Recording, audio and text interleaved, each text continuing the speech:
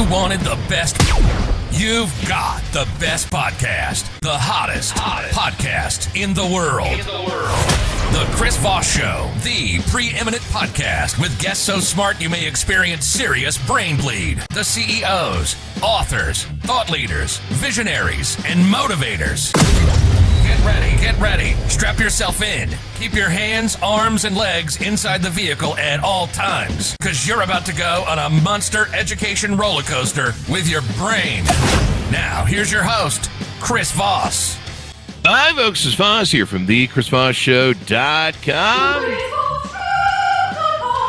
There you go, ladies and gentlemen. There, and ladies, things that makes it official. Welcome to the big show. We certainly appreciate you guys being here. As always, thank you for supporting the show and being with us for 15 years. We bring you the CEOs, the billionaires, the White House presidential advisors, the Pulitzer Prize winners, the brilliant minds come on the show and share with you their stories, their journeys, their research, everything they've done in life that they share with you and impart to you to make your lives better. And there's so much you can learn from every show. Please refer the show to your family, friends, and relatives. As always, go to goodreads.com/Chris Voss, LinkedIn.com/Chris Voss. Follow the big LinkedIn newsletter, the 130,000 LinkedIn group over there. See us on the TikTok at Chris Voss1 and Chris Voss Facebook.com. We have an amazing, prolific author on the show. Samuel T. Wilkinson joins us on the show.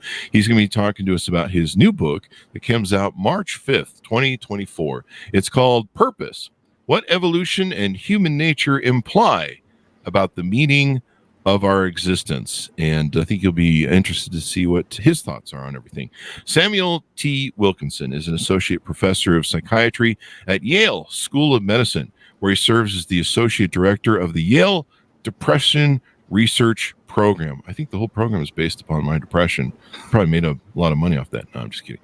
He received his BS in mechanical engineering from Brigham Young University, and later his medical degree from Johns Hopkins School of Medicine. He completed his residency at Yale, where he joined the faculty following his postgraduate medical training. His primary research is focused on depression and suicide prevention and has been funded by the National Institution of Mental Health, the National Institution of Drug Abuse, the Brain and Behavior Research Foundation, and the American Foundation for Suicide Prevention.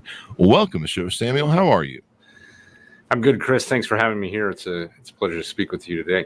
There you go. It's wonderful to have you as well. Give us your .coms. Where on the internet's anyone you want to find you and stalk you?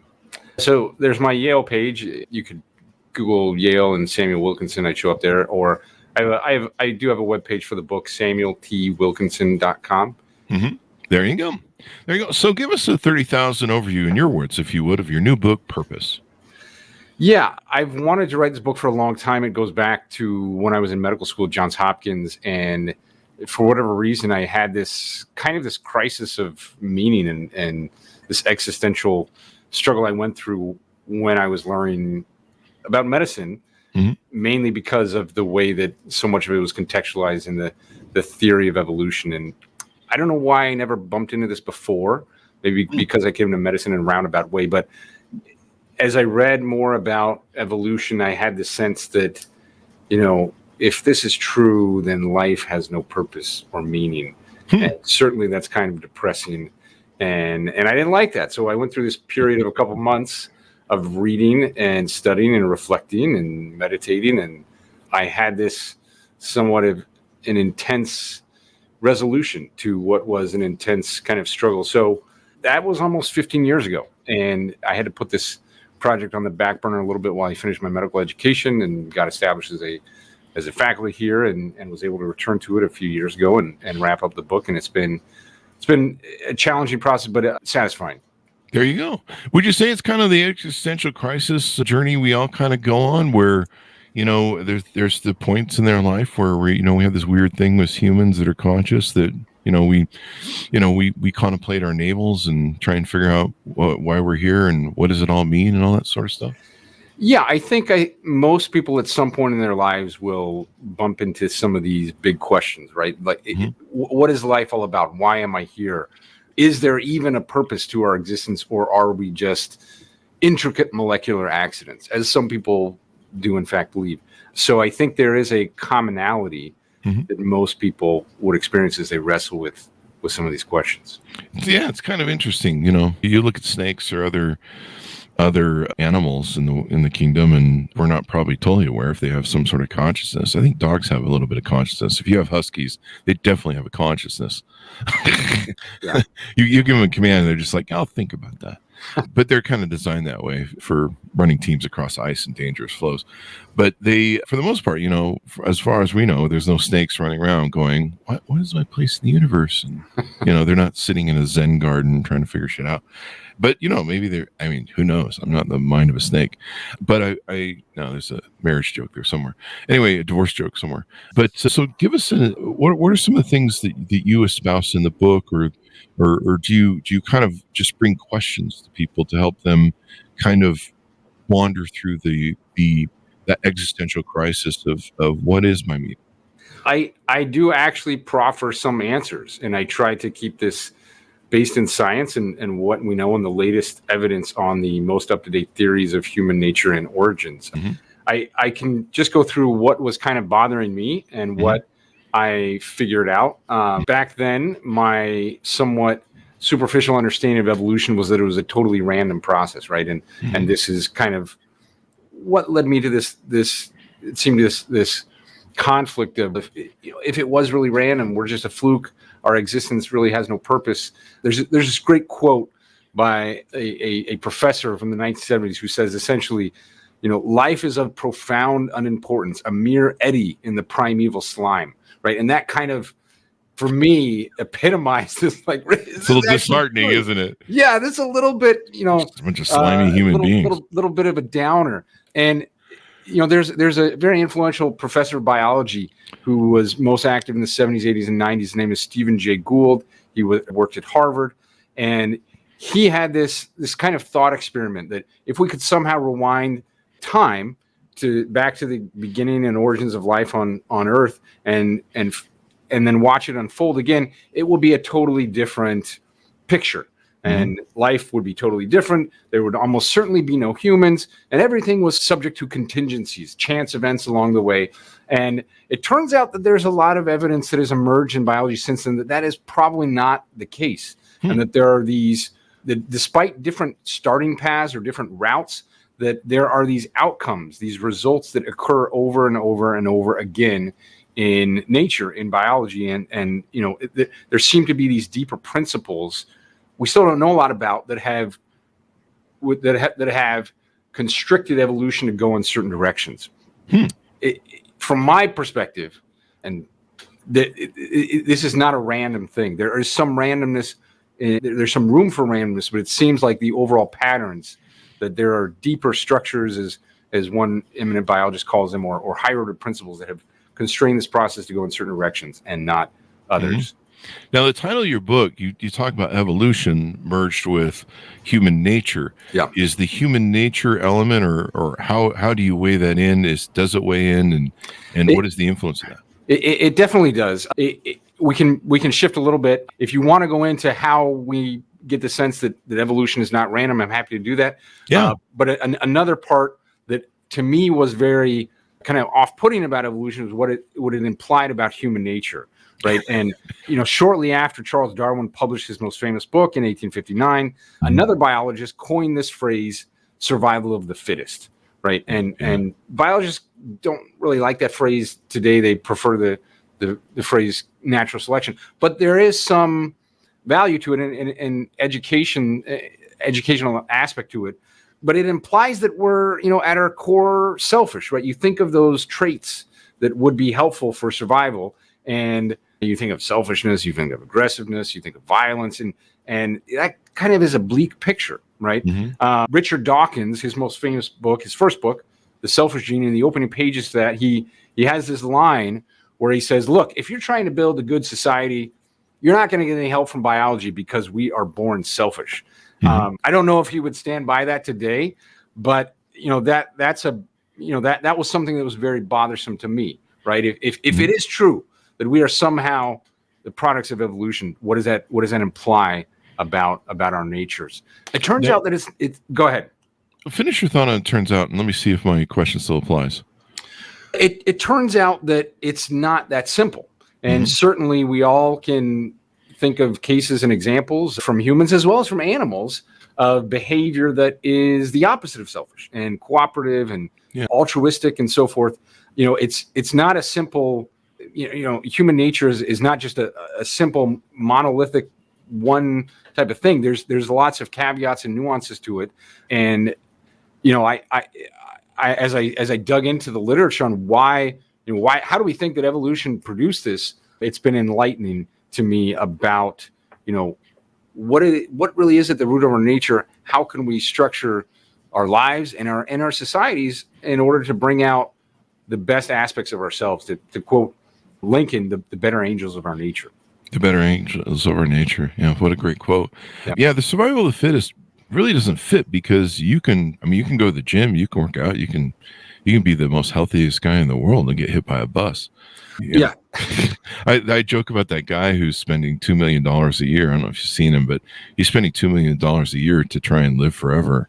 And he's like, fit and eating healthy and, constantly testing himself. And, the joke is he'll get hit by a bus someday. Our house will fall on him. Yeah, he's got his work cut out for him. That's sure. That's for sure.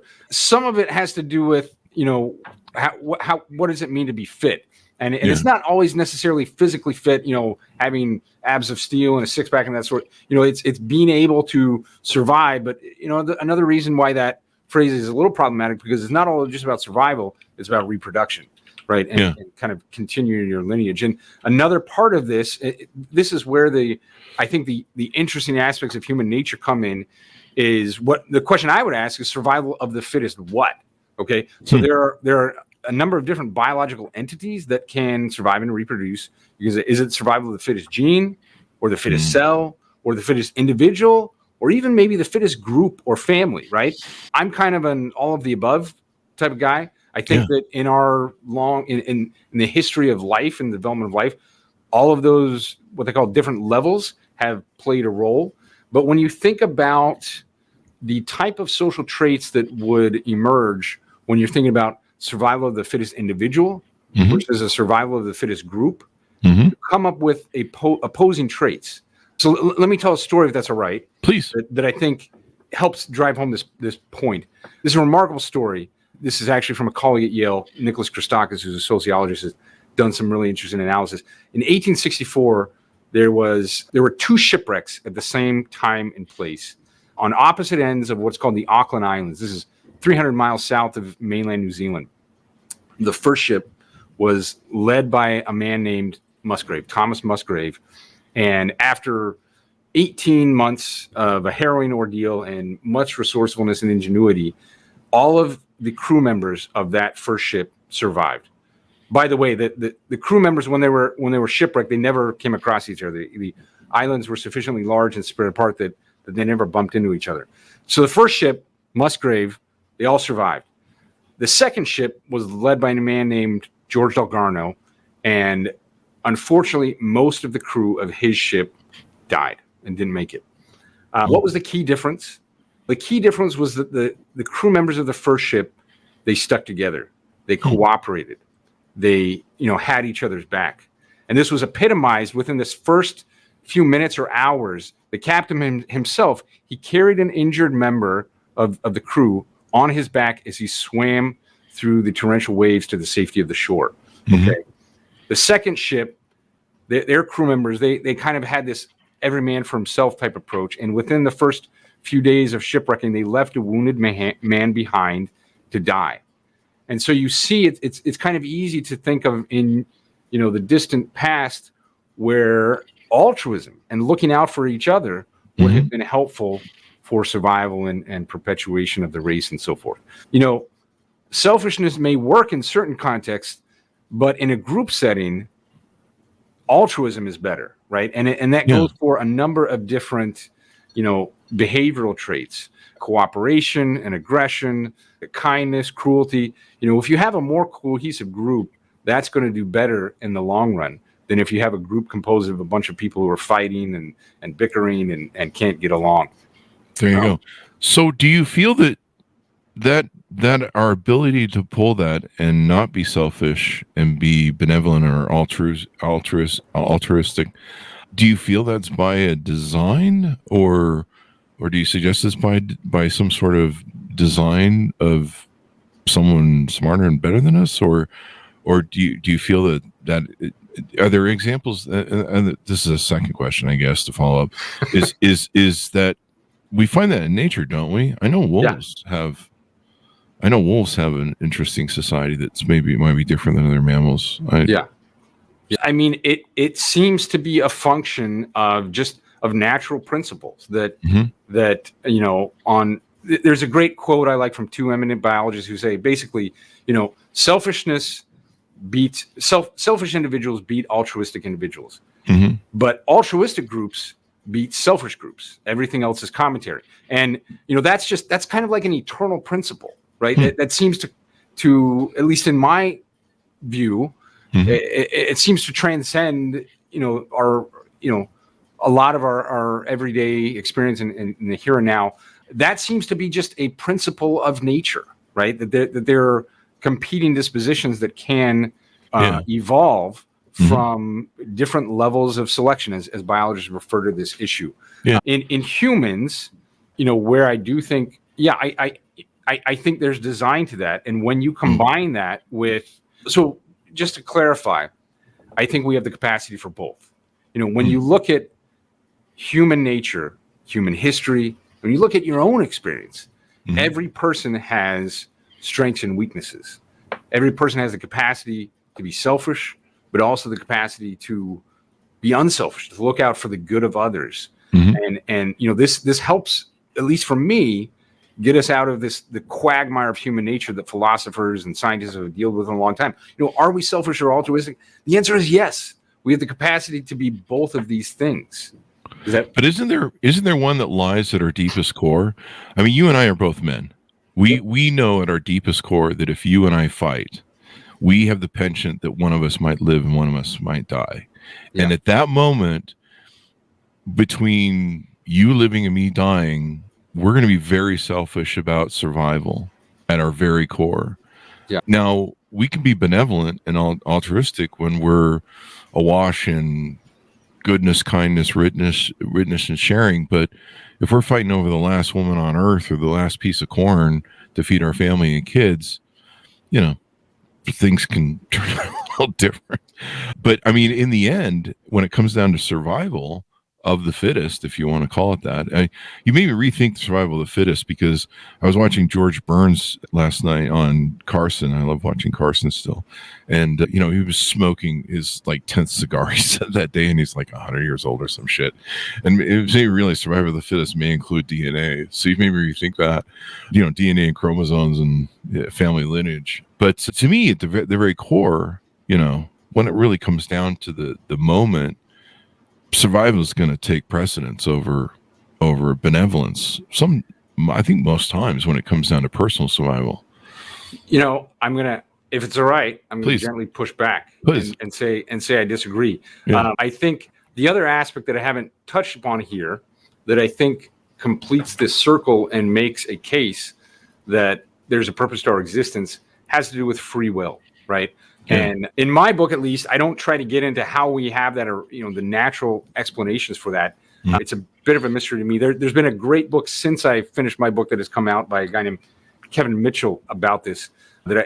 It's just brilliant. Don't tell my publicist I'm promoting other people's books on your podcast, but he just has a great book. And if you can get him on the show, I think that'd be worth a conversation. What's the title of the book? I think it's Free Agents, and then Free it has Agents. a subtitle. We'll reach out to him. Yeah, but so here's the observation that we have free will, right? There are some people who don't agree, and they tend to be philosophers and neuroscientists. And Sam Harris, I think specifically. Yep. Sam Harris. So Robert Sapolsky just came out with a book about how we don't have free will. I disagree with them. I do think we have free will. The vast majority of people believe we have free will. That seems to be, our everyday experience. That no one thinks of him or herself as the passive follower of the brain or body, right? To some degree, we are in control of our thoughts, attention, speech, and action. Not to say that environment and culture and biology don't, point us in one direction or another, but at the crux of it, there is some realm within which we are free to act and to choose and so forth. When you combine this with this kind of what I call the dual potential of human nature, it seems like life is a test. Okay. We have this free will. We're pulled in different directions. We're altruistic, but also selfish. It seems like one of the purposes of our existence is to choose between the good and evil inherent within us. Now, I'll circle back to your issue of when it really comes to the the rubber meets the road. If we're fighting over the last morsel, everyone's going to be selfish. I'm going to push back and say I don't think that's true. I think one of my favorite books is by this man, this psychiatrist actually, someone who I'm proud of in our history of psychiatry, Viktor Frankl, who wrote this book, Man's Search for Meaning, in which he described his experience as a prisoner of a concentration camp. And he had the observation where, even in the most dreadful circumstances, when, death was, at your door, people would still behave in unselfish ways, and they would give away their last morsel of bread, or, speak kindly or reach out in kindness to others who were suffering. There were some people who chose the opposite and chose, we're fighting and clawing to the very last end. But I think that at our core, we do have a choice. Okay. Now it's not free of constraint. We are pulled, we are certainly influenced by culture, by biology, but at the core, we have a choice of how to respond, even in the most dire of circumstances. No, I can't speak for personal experience. I've never been in anything as difficult as a concentration camp, but I love that book. It continues to be a bestseller, Man's Search for Meaning by Viktor Frankl. Yeah. Let me dial back the scope, though. Yep. I mean, even if we're not fighting over the last morsel, there's still some benevolence there. Certainly if you're a provider to your family, you would see the bigger vision maybe, and like, okay, if I let him have the less morsel, we can team up and we can go hunt down some other stuff. We can work together. That's kind of one of the great things we do tribally. But really, to me, at the very core of survival is mano a mano. If you and I go against each other as men, we're designed to be killers. As men, we're desined to be killers. But we're also designed to cooperate, right? I'll agree with you. Yeah. I'll agree with you that we have you're not capacity. If you or I go mano a mano in a fight and escalates to the point of blows, and we know that it can go to death. Most men know that if they fight each other, there is a height of death. If we go to the mano a mano with each other to the point of death, where we're fighting, and it becomes apparent to both of us that we're in it to kill each other, or at least one of us is, I'm in it to kill you. You're not going to be benevolent and go, I don't really need, my wife and kids will probably respect me if I'm benevolent and just let this guy win, right? I mean, tell me if I'm wrong. You're the scientist here with nature. So there's lots of different ways things can play out. As you say. No, if we go mano to mano. The other thing is we could try to decide to cooperate and say, look, there's only so much, resource left. Let's cooperate and make more resources. One of the things that is unique about humans is the level to which we cooperate, right? Yeah. Heart surgery, going to the moon, the technology that we use every day, none of this is possible without cooperation, right? Not a single person can create something like this. It takes a huge number of people with different expertise to pull something like this together. So, yes, I agree that we have that capacity to go head-to-head, mano-a-mano, and kill each other. And it doesn't take long to go back to the history of humanity to see that we can behave in terrible and unspeakably violent ways to each other. But we also have this deep capacity to cooperate. And I think, I just think that speaks to that we have this dual potential of human nature. Yeah. And we try to choose the better aspects to it. Certainly certain contexts, right? When these resources are low, people can turn against each other, but they can also not, right? As Viktor Frankl's experience kind of testifies to that. Yeah. I still think at the very core, I think one of the things that influences, I remember watching MASH, the TV show.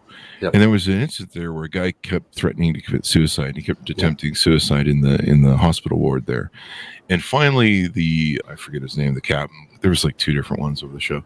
But the captain says, you want to die? We'll fucking help you die. and tries to kill him, or attempts to try and kill him. And the man fights back. And he's like, see, Why am I fighting back? You really don't want to die. You're full of shit. So what is your real problem? But no, honestly, I don't know if you've ever met a human predator or a sociopath. Imagine you have in some of your studies. Yeah. If you've ever met someone who is actively hunting you, it's a whole different level of realization of survival.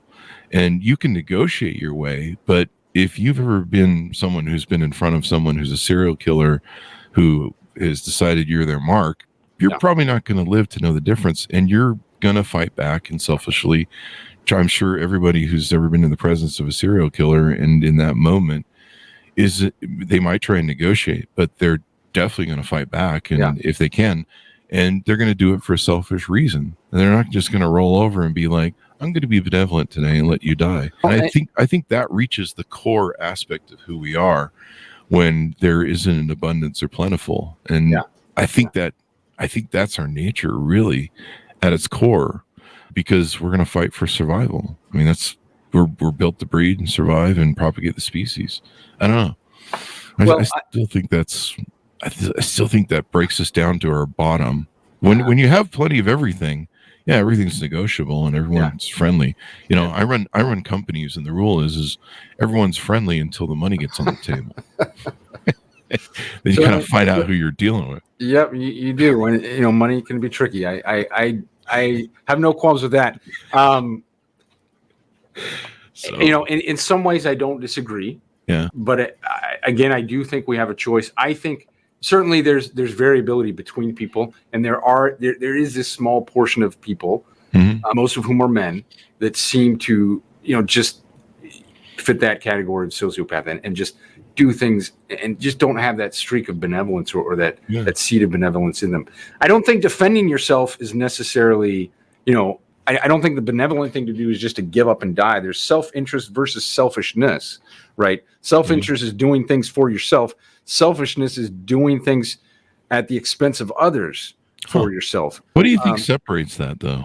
Those seem aligned. It's the relationship with other people, right? So if you go out and try to be productive and use natural resources to provide for yourself and your family, that is self-interest. But if you go out and steal from the labor of someone else who has already, gathered resources, then you're taking away from them, and that's selfish. Okay. So I would draw a distinction between self-interest and selfishness. I don't think self-interest is bad. Obviously, we have to, work hard and provide for ourselves, for families, if we have dependents and so forth.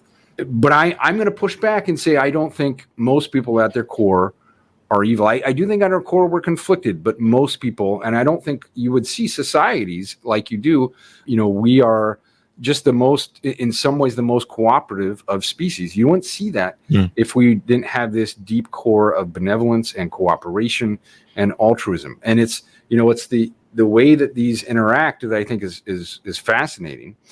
But I guess I maintain my sense that I think that we are a mix of good and evil, and part of the purposes of life is to overcome our weaknesses and enhance our strengths. And you think that's by intelligent design of some type?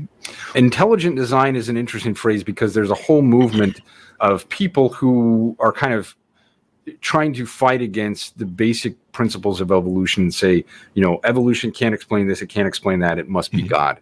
I think I'm sympathetic to the folks in intelligent design. Some of them are very, very smart and brilliant. I kind of have a philosophical disagreement that, look, I'm a theist, okay? I believe in a God. I believe that we have a purpose to our existence. There's a lot that we can't explain, but I don't think God works in ways that at some point we're not going to all be able to understand. I think there was a mechanism to this, to the way that we were created, and that natural selection is part of that. Okay. Is a lot of the stuff that you espouse in the book that's our ability to be benevolent and altruistic, or have the good and the bad, evil and choices? Is that what you foundation on as the fact that there might be a higher being, or what are some other maybe examples you espouse in the book that support that? Help me make sure I understand your question. Sure. I run a lot of theories, so Okay. I'm always evolving in what I think. So basically, I think what I'm asking is what else in your book supports this theory, so we can flesh out your book for readers. Yeah. That is the foundation of what you believe in, that there's a higher being, the fact that we can be good and evil and we can make those free will choices, or what are some other foundations maybe in the book that you've theorized that support that? Yeah, that's a big part of it, right? So one is this notion that evolution wasn't random. We're not just intricate molecular accidents. The other is that we have this dual potential of human nature, and when you combine that with the notion that we have free will, life is a test, and it seems like that's one of the purposes for our existence. Another part has to do with relationships. Okay. And relationships are interesting and important. More and more, we just have overwhelming evidence that the most important factor for happiness, for well-being, and so forth is relationships, right? And one of the interests that I have is trying to explain the origins of that. Where does that come from? Why are relationships so important for well-being and happiness and so forth? And I promise I will try to circle back to your original question, but in my view, the deepest form of love, of goodness, of altruism has to do with how nature shaped our relationships, mainly with our children. And this has to do with the fact that our offspring are so immature when they are born that of necessity, parents have had to develop a deep love and concern and care for them to survive, right? So, giraffes can walk within a few days of being born. Foals can gallop, I think, within a few hours. But, some scholars who study infant development, they refer to the first, say 6 months of life as the fourth trimester, because our babies are born half-baked, right? And they depend on us, not just for the first year or so, but for, essentially until they're teenagers. Yeah. And in modern society, they're still kind of, they're still dependent on you as teenagers. There's some that are 30 that are still living at home. The kind of delayed maturation of teenagers and adults is, there's a relationship there with the internet and social media that we can get into, but there's just this interesting, to me, it's very interesting that the deepest forms of love, if you believe that evolution is responsible for human beings, the deepest forms of love were created by nature in relationship to how we interact with our children and our family members. And, another interesting aspect of that is that, you ask parents, I'm a parent, what is the most challenging thing you've done? Clearly it's raising kids. Yeah. What is the most rewarding thing you've done? Raising kids. And those things seem to be inextricably linked, right? Yeah. Because, to drive this point home, try to imagine what our social lives would be like if we were seahorses. Okay. So in addition to the fact that seahorses have male pregnancy, which would probably make for some different parental leave policies, they give birth to 2,000 seahorses at once, give or take probably a couple hundred, but they give birth to all these seahorses at once. And then it's okay, bye, you're off on your own. There's no parental support. Yeah. And, no human being knows exactly what it's like to be a seahorse, but I bet it's a good bet that they don't feel deep love and concern for their kids, because it's just okay, you're off. Good luck.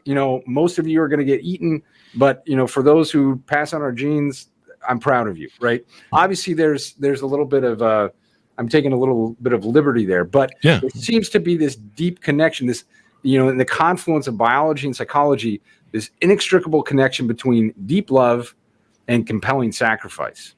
Yeah, and you can't really separate those, which to me is interesting. To get back to your question, is there more evidence I have, that maybe there's more to existence than we can see and feel, and is there an afterlife and so forth? I can't prove necessarily on a science in the same way that we can prove that the COVID vaccines in their first round were safe and effective. I have personal experiences, and a lot of people have personal experiences that also lead me to go in this direction that I feel like there's more to life than when we die, that we cease to exist. I believe that our family relationships can continue to exist beyond our existence here. And that is where people draw the deepest forms of meaning and reward is in relationships. And I think that we were designed that way. All right. Yeah, I just want to flesh out other parts of the book because we kind of got hung up there for a little while on one topic, and I want to make sure we tease out all the different aspects of your book. Let me offer something because I want to hear your thoughts on it. You're the scientist here. Now, when it comes to relationships, we're built to breed. I mean, whatever you want to believe, it seems like the design of the universe is everybody's got to breed snakes. Everyone's you got to try and propagate the species, because if you don't, then it sends you the way of the dodo. And when it comes to so it's important for us in relationships and our design to have what we have. A woman is designed a certain way, and a man is designed a certain way to provide and protect. We're giving up our body strength for that mode. Everything goes back to human nature, at least in my mind, to caveman times. You've got the hunter-gatherer sort of mechanism that a lot of us still operate from today. You can point to it everywhere, at least in a biased, I suppose, sense. But when we see our children, and I believe the same chemical things are hit on us, when we see a baby's face, we're hit with dopamine. And I think serotonin for women, or one of the two. And there's a pair bonding effect chemical for women that binds themselves to their children, unless it's broken. Yeah, that's why you don't wife up the town whore. So there's pair bonding chemicals that go on through that. There's another important one is oxytocin. Sorry to interrupt. That's you are correct. That's the other thing. This is why you're the scientist and I'm not. But I know that those chemicals bind us and give us that attachment and that desire. I mean, if you show any baby face to a woman, no matter how ugly that damn baby is, and I've seen some ugly babies. I've seen my childhood photos. I was a fat, ugly ass baby, and nothing's changed in 56 years. But I'll take a hit for the team. But it doesn't matter. That person will still, and part of it is our penchant to, and you're right, we're really fucking weirdly, I believe, evolved, you would say, designed. But the fact that we have this giant brain and this giant head that we can't really hold up, and so you're right, we come out as a fourth trimester where a horse can fairly defend itself or maybe run off. A baby can't really do that if it's unoffendable. And so, we really have to. Part of it has to do with the size of our brains, I believe. Oh yeah, yep. And our heads, because we can't hold our head up, where most animals, I think, kind of can. And at least if they experience danger, they could at least run off or have a sense of it. I don't think babies can even get a sense of it. And you can see that, there's a famous baby experiment where they took a child, and I forget what it's called, but that you may have, I'm sure you've heard of it, but they took a baby, and the mother, would be interacting with it, and facial features and human are the stuff that goes on metaphysically in our brain or whatever it's called. And then they did an experiment where the mother just goes dead face and doesn't either look at the child or show any emotion or any sort of facial recognition of emotion. And the child starts freaking the hell out, it starts losing its mind. It's really amazing to watch. And we're designed to have those chemical reactions to each other. They're very important for those chemicals we talked about in our brain. When you say that those chemicals, might not be there for design, maybe they're biologically put there for that purpose to propagate the species. I guess I'm saying that yes. So I would say yes, they're by design, and yes, they're by that there's a mechanism by which we were created, and I think evolution is that mechanism. Natural selection is that mechanism. So I don't think those are, I don't think those are two different things. Okay, you we were talking a little bit earlier. You may not think it was by design; it was just biology. I think it's biology, and yes, I think it was design. That they're natural mechanisms by which this happened. I'm happy to go through. It is also really interesting, right? This connection between babies can't hold up their heads and so forth. And this has to do with, I think what you were starting to go down, right, is we're designed to breed. What is human nature on that? And again, I think there's this duality to it, right? We have a capacity to have multiple partners, but there's also a part of us that can lean towards monogamy. And, it's a bit of a mystery, not a mystery. There are good theories as to how we develop the capacity for monogamy, but it's clear that it's it's not only that, right? We also there's plenty of cases where human beings, especially men, are looking to have multiple sexual partners. But anyway, I'll stop there and see if you want to drive us in one direction or another.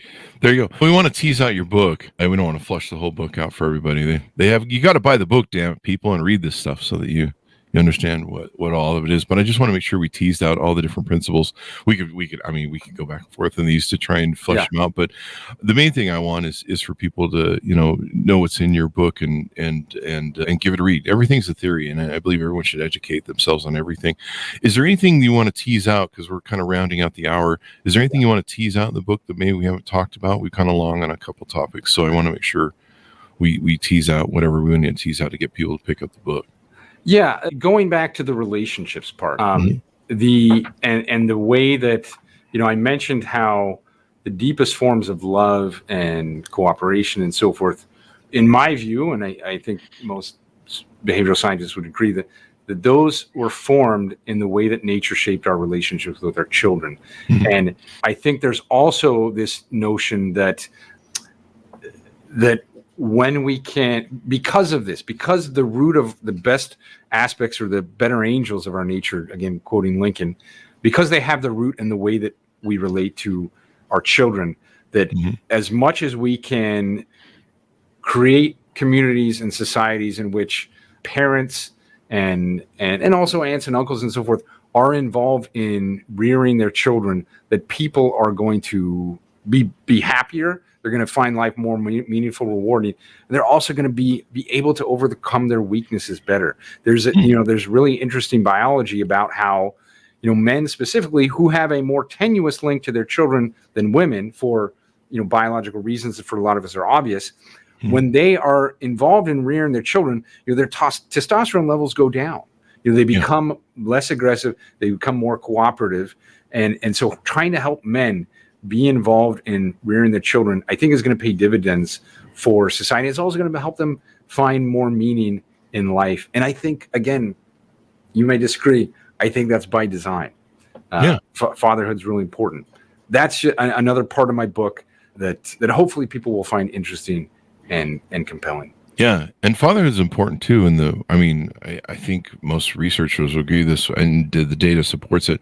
A father being in the home is really important too in the rearing of a child and the raising of a child. And I won't agree on the design, but this is. You're here to promote your book.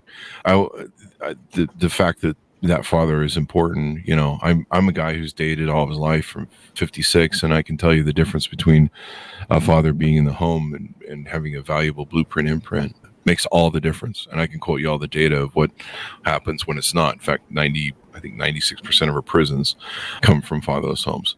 The data is incomprehensible, indisputable, really, when it comes down to it. And I can tell you from my social research of dating all my life, I can tell you there's a distinct difference in the quality of life. And I'm at the point where I'm seeing the end result of it. Yeah. And I can tell you there's a huge difference between dating someone who had a father in the home, who's a good father, who made a good imprint, to being a fatherless home. So yeah, it's really important in society, I think. Yeah. I think that, and it does matter what I think we're, so we can go all day. It does matter. It does matter. These are really interesting topics. We could go all day. We want to have another conversation. Yeah. And we want people to buy your book and read it. I believe one thing, but I believe everyone should read all of this stuff, because that's how I think both of us got to our theories. And to me, I operate on theory. I may tell you something tomorrow. Maybe I'll tell you I discovered, I don't know, Scientology tomorrow. That's not going to happen, people. But I don't know. You never know. If I do, please check me into hospital care. But Samuel, give us your .com so people can find you on the book, and the final pitch out to people to order up your book wherever fine books are sold. Sure. The book webpage is samueltwilkinson.com. The book is about evolution, human nature, and how, in my view, it provides a framework that we have a purpose to our existence and how we can find meaning in our lives. There you go. And then, do we get your .coms? samueltwilkinson.com. There you go. And thanks for entertaining my banter back and forth. Sure. Sure. It adds for a lot of context. So there you go. Yeah. Folks, order up the book wherever fine books are sold. And it is called Purpose: What Evolution and Human Nature Imply About the Meaning of our existence. Available March 5th, 2024, wherever fine books are sold. Thanks to Samuel for coming on the show with us. And please come back for your next book, Samuel. We'd love to have you. Thanks to our audience for tuning in. Go to goodreads.com/Chris Voss, LinkedIn.com/Chris Voss, Chris Voss1, the TikTokity, and Chris Voss, Facebook.com. We're all over the place. Just go to wherever that is and tell your friends to do it. Thanks for tuning in. Be good to each other. Stay safe. We'll see you guys.